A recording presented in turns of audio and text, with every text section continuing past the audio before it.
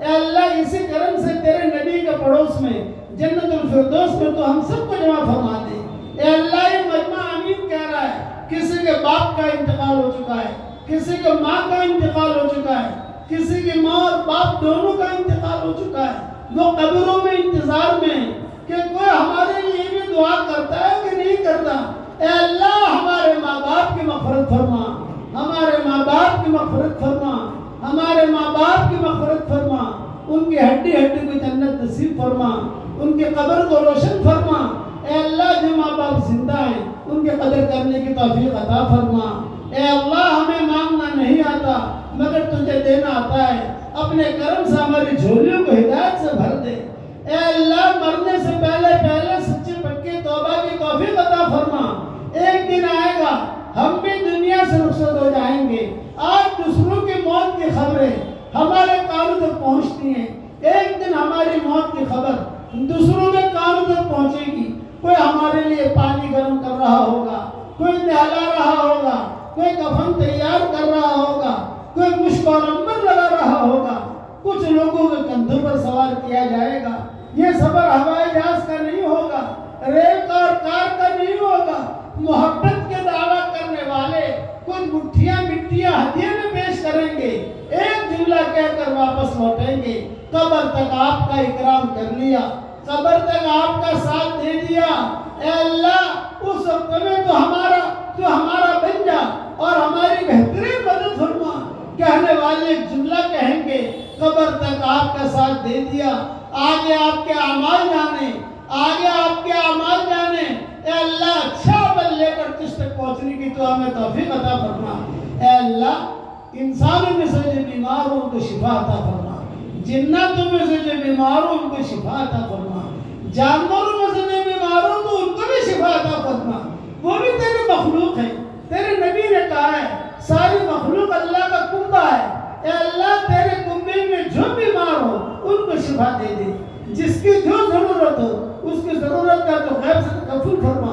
اے اللہ جس کی جو حاجت ہو اس کی حاجت کو تو پورا فرما، جسے دکان کی ضرورت ہو دکان عطا فرما، جسے مکان کی ضرورت ہو مکان عطا فرما، جسے حلال بستر کی ضرورت ہو حلال بستر عطا فرما۔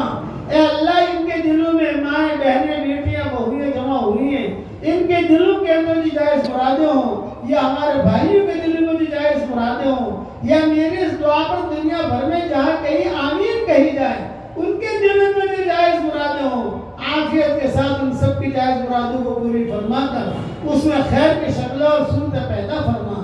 اے اللہ ہواؤں کے ساتھ جو خیریں آتی ہیں وہ خیریں ہم سب کے لیے مقدر فرما، اور ہواؤں کے ساتھ جو برائیاں آتی ہیں ان برائیوں سے تو آخرت سے ہمیں بچا لے۔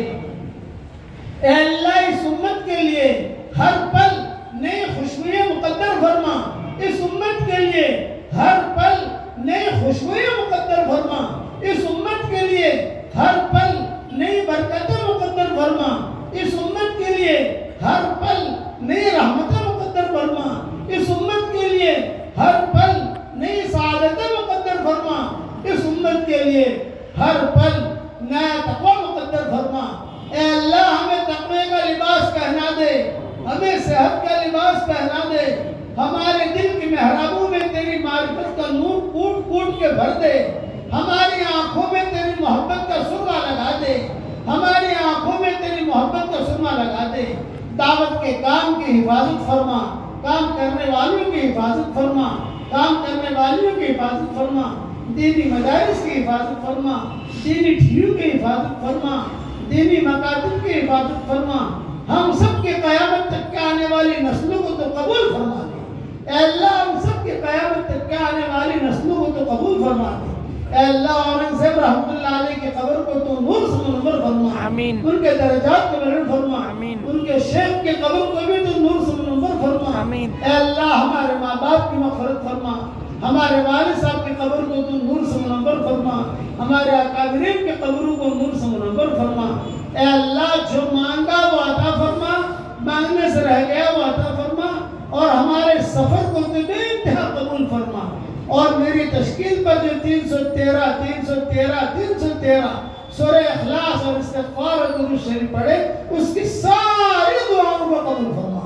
اس کی ساری پریشانیاں دور فرما اور اپنے فضل و کرم سے ہماری دعاؤں کو قبول فرما. سبحان ربنا رب العزت عما یصفون وسلام علی المرسلین والحمد للہ رب العالمین.